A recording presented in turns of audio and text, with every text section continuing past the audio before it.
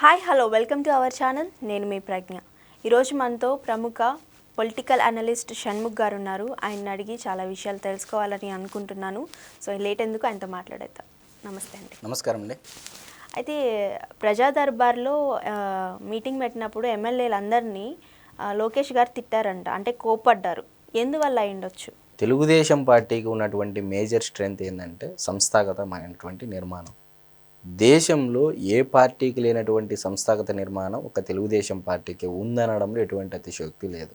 ఎందుకంటే బీఎస్పీ పార్టీకి సంబంధించినటువంటి మాయావతి గారు కూడా దేశంలో ప్రాంతీయ పార్టీలలో అతి బలంగా సంస్థాగతంగా ఉన్నటువంటి కన్సాలిడేటెడ్ కరుడు కట్టినటువంటి కార్యకర్తలు ఉన్నటువంటి ఏకైక పార్టీ దేశంలో ఏదైనా ఉంది అని అంటే అది తెలుగుదేశం పార్టీ అని చెప్పేసి ఎక్కడో ఉత్తర భారతదేశంలో ఉన్నటువంటి మాయావతి గారు కూడా ఒకానొక సమయంలో చెప్పడం జరిగింది. అయితే మీరు అడిగినటువంటి ప్రశ్నలో ఈరోజు కూటమి ప్రభుత్వము nothing but Telugu Desam party upcoming leader అయినటువంటి నారా లోకేష్ గారు మంగళగిరి పార్టీ ఆఫీస్లో ప్రజా దర్బారు పెడితే కొన్ని వేల సంఖ్యలో ప్రజలు హాజరు కావడం, ఇది చూసి నారా లోకేష్ గారు ఏంది ఇంతమంది వచ్చారు ప్రజా దర్బార్కి అని చెప్పేసి 5 గంటలలో దాదాపు 4,000 సమస్యలు ఆయన స్వీకరించడం జరిగింది. ఆయన స్వీకరించడం నథింగ్ బట్ ఆయన టీం దాదాపు ఒక 20 నుంచి 25 మంది ఉంటారు.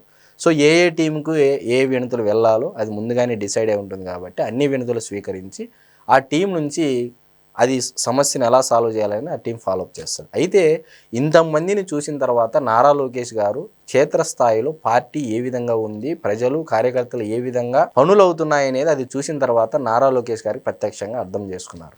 మరి ఇది చూసిన తర్వాత నారా లోకేష్ గారు ఎమ్మెల్యేల పైన మంత్రుల పైన చాలా సీరియస్ అవ్వడం జరిగింది.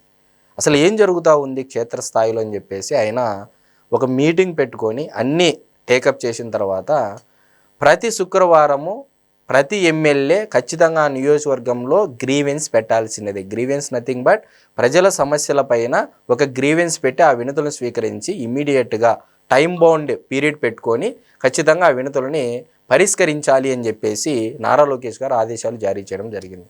ఈరోజు మీరు చూడండి, తెలుగుదేశం పార్టీ 44 దశాబ్దాల చరిత్రలో అంటే 40 సంవత్సరాల పైన అయినప్పటికీ కూడా ఈ రోజుకి ఒక ప్రాంతీయ పార్టీ దక్షిణ భారతదేశంలో అతి ముఖ్యంగా దేశ రాజకీయాలలో సైతం తన యొక్క ఉనికిని చాటుకుంటూ ఉంది అని అంటే కేవలం సంస్థాగత నిర్మాణం కార్యకర్తలపైన ఆధారపడినటువంటి పార్టీ. నాయకులు వస్తూ ఉంటారు, పోతూ ఉంటారు. కానీ ఈసారి ఏమైందంటే ఈ ఎమ్మెల్యేలు కొంతమంది అత్యుత్సాహం వల్ల తెలుగుదేశం పార్టీ కార్యకర్తలని దూరం పెట్టి వేరే వారిని దగ్గరికి చేర్చుకొని కార్యకర్తలకి అంటే సొంతింటి వారికి న్యాయం చేయలేకపోవడం అని చెప్పేసి ఈ విషయం అధిష్టానానికి తెలియడం ద్వారా తద్వారా దాని తర్వాత నారా లోకేష్ గారు చాలా సీరియస్ అవ్వడం జరిగింది.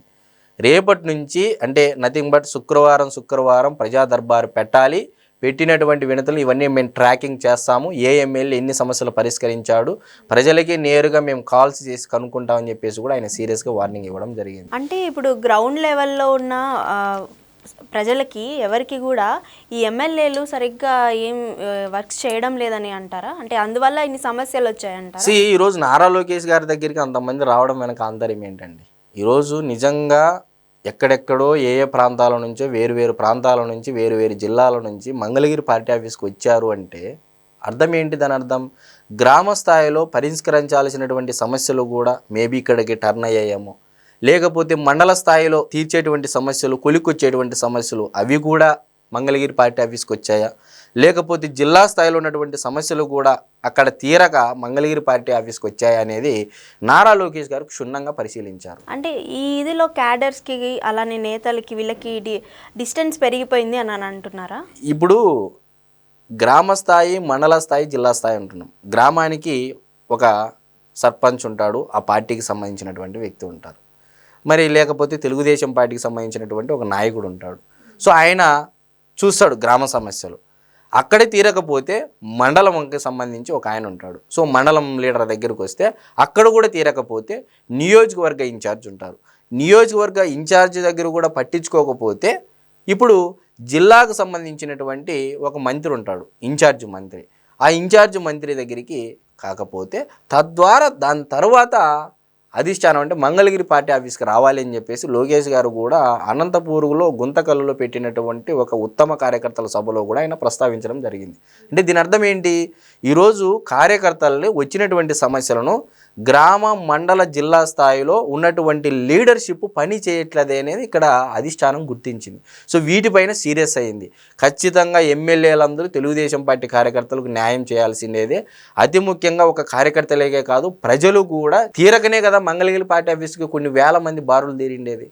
సో ఎమ్మెల్యేలు ప్రజల సమస్యలపైన కంటే మిగతా విషయాలపైన ఎక్కువ దృష్టి పెట్టారనేది అధిష్టానం పరిగణించి ఇప్పటి నుంచి ఎమ్మెల్యేల పైన కూడా ఒక మానిటరింగ్, ఒక ట్రాకింగ్ వ్యవస్థ తెస్తాము ప్రతి శుక్రవారం అని చెప్పేసి నారా లోకేష్ గారు ఆదేశాలు జారీ చేయడం జరిగింది. అంటే ఇప్పుడు చూసుకున్నట్లయితే కూటమి ప్రభుత్వం గత ప్రభుత్వమైన వైఎస్ఆర్సీపీ కంటే మేము బాగా పరిపాలిస్తున్నాం, ప్రజల సమస్యలు తీరుస్తున్నాం అని చెప్పడం అయితే జరుగుతూ ఉంది ప్రజల్లోకి వచ్చి.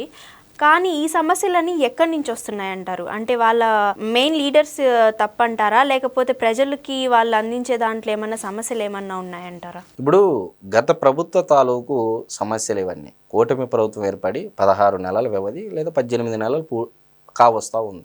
మరి 18 నెలల కాల వ్యవధిలోనే ఒక మంగళగిరి పార్టీ ఆఫీస్కి లోకేష్ గారు ప్రజా దర్బారు పెడితే డైరెక్ట్గా లోకేష్ గారికే సెంటర్ ఆఫ్, అంటే మొత్తం అంతా సెంట్రలైజ్ అయిపోయింది. ఈరోజు ఏ సమస్య చెప్పుకోవాలన్నా నారా లోకేష్ గారి దగ్గరికి పోతే తప్ప తీరే పరిస్థితి ఎక్కడ కనపడట్లేదని ప్రజలలో భావించినందువల్ల అది అనుకొని ఉన్నారు. కాబట్టి ఈరోజు డైరెక్ట్ మంగళగిరి పార్టీ ఆఫీస్కి వస్తుంది. నిజంగా వాళ్ళు గ్రామ స్థాయిలో ఆ నాయకుడు పరిష్కరించి ఉంటే ఎందుకు వస్తాడు? మండల స్థాయిలో మండలం సంబంధించినటువంటి నాయకుడు పరిష్కరిస్తే ఎందుకు ఈ పరిస్థితి వస్తుంది?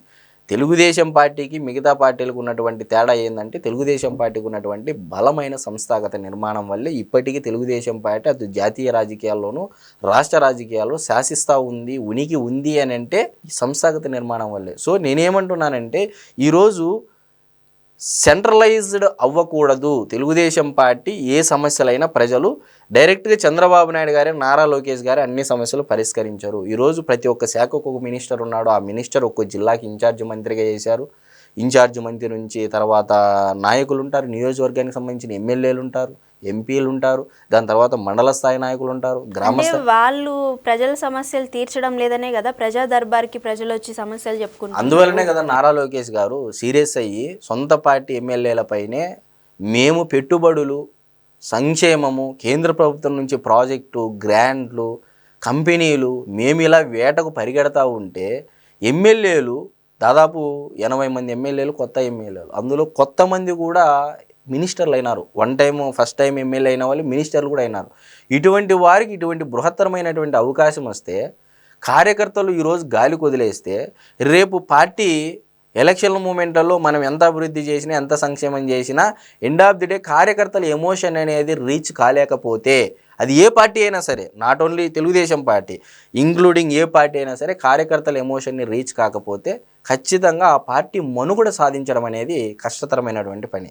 మీరు చూడండి, చంద్రబాబు నాయుడు గారు ఏ మీటింగ్లో అయినా సరే ఆయన ఒకటే మాట చెప్తున్నారు, తెలుగుదేశం పార్టీ ఎప్పుడు ఓడిపోలేదు, కేవలం కార్యకర్తలు అలిగి పార్టీకి పని చేయడం మానేశారు. దానివల్లే తెలుగుదేశం పార్టీ ఇప్పటి వరకు 10 ఎలక్షన్లలో పోటీ చేసింది, 6 సార్లు గెలుపొందింది, 4 సార్లు ప్రతిపక్షంలో ఉంది. ఎందువల్ల అలిగారంటారంటే కార్యకర్తలు వాళ్ళని పట్టించుకోవడం లేదనా? కొంతమంది ఈ వైఎస్ఆర్సీపీ పార్టీకి సంబంధించినటువంటి వాళ్ళు లేదా ఎమ్మెల్యేలు ప్రోత్సహించడం ద్వారా, వారిని పక్కన పెట్టుకోవడం ద్వారా, అసలైనటువంటి కార్యకర్తలను దూరం పెట్టడం ద్వారా ఈ పరిస్థితి నెలకొందనేది అధిష్టానం దగ్గరికి ఇప్పుడు వెళ్ళగలిగింది. సో నారా లోకేష్ గారు కూడా ఇమీడియట్గా, అంటే మంగళగిరి పార్టీ ఆఫీస్కి వచ్చినటువంటి ప్రజల సంఖ్యను చూసి ఆయనే ఆశ్చర్యపోయినటువంటి పరిస్థితి. సో ఖచ్చితంగా నారా లోకేష్ గారు ఈ విషయం చాలా పర్సనల్గా తీసుకున్నారు, చాలా సీరియస్గా తీసుకున్నారు. ఇక నుంచి చూడండి, రాబోయే 2-3 నెలల నుంచి గ్రామ స్థాయిలో, మండల స్థాయిలో, నియోజకవర్గ స్థాయి, జిల్లా స్థాయిలో సమస్యలు ఏ విధంగా సాల్వ్ అవుతాయి అనేది మీరే చూస్తారు. ఇంకోటి ఏంటంటే, ఇప్పుడు ఈ ఎమ్మెల్యేలు అనే వాళ్ళు సరిగ్గా వర్క్ చేయడం లేదు అని అంటే కూటమి కూడా దీనికి కారణం అంటారు. అంటే తెలుగుదేశం ఒక్కటే కాకుండా ఇప్పుడు కూటమి ప్రభుత్వం 3 పార్టీలు కలిసి ఉన్నాయి కాబట్టి దానివల్లనే ఇట్లా ఏమన్నా జరుగుతుంది, వాళ్ళు సరిగ్గా వర్క్ చేయడం లేదని అంటారా? ఒక రాష్ట్ర ప్రభుత్వం అంటే దాదాపు 175 నియోజకవర్గాలు ఉన్నాయి. ఒక క్యాబినెట్, రాష్ట్ర మంత్రిమండలి దాదాపు 24 నుంచి 25 మంత్రిత్వ శాఖలు ఉంటాయి. దాని కింద మళ్ళీ ఎమ్మెల్యేలు, ఎంపీలు, అధికారులు, ఐఏఎస్లు, ఐపీఎస్లు, ఇంటెలిజెన్సు, అది ఇది ఒకటి ఉంటుందా? ఒక ముఖ్యమంత్రి తిరిగ్గా ఈరోజు చంద్రబాబు నాయుడు గారు రోజుకు 18 గంటలు ఎందుకు పనిచేస్తున్నారు? ఏది ప్రతిదీ సమీక్షే. అయినా కూడా స్టిల్ ఇప్పటికీ అంటే ఎమ్మెల్యేలు దారిలో లేరని చెప్పేసి ఇప్పుడు కొలికిపూడి శ్రీనివాసరావు గారు, కేశినేని చిన్ని గారి వివాదమే ఉంది. ఇలాంటి వివాదాలు ప్రతి జిల్లాలోనూ కొన్ని ఉన్నాయి, బయటకు వచ్చినవి కొన్ని ఉన్నాయి, బయటికి రాని కొన్ని ఉన్నాయి. సో నాకు తెలిసి ఇప్పుడు కూడా నారా చంద్రబాబు నాయుడు గారు, నారా లోకేష్ గారు మంగళగిరి పార్టీ ఆఫీస్కి ఖచ్చితంగా ఆయన ఒక రోజు, ఈయన ఒక రోజు కేటాయించడం జరుగుతుంది. ప్రతి జిల్లా పైన ఫోకస్ పెట్టడం జరుగుతుంది.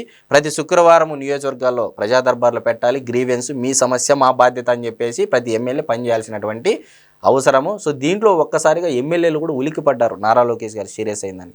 సో డెఫినెట్గా నారా లోకేష్ గారి మీద, చంద్రబాబు నాయుడు గారి మీద మాకు నమ్మకం ఉందనేది ప్రజలు, కార్యకర్తలు విశ్వసిస్తున్నారు.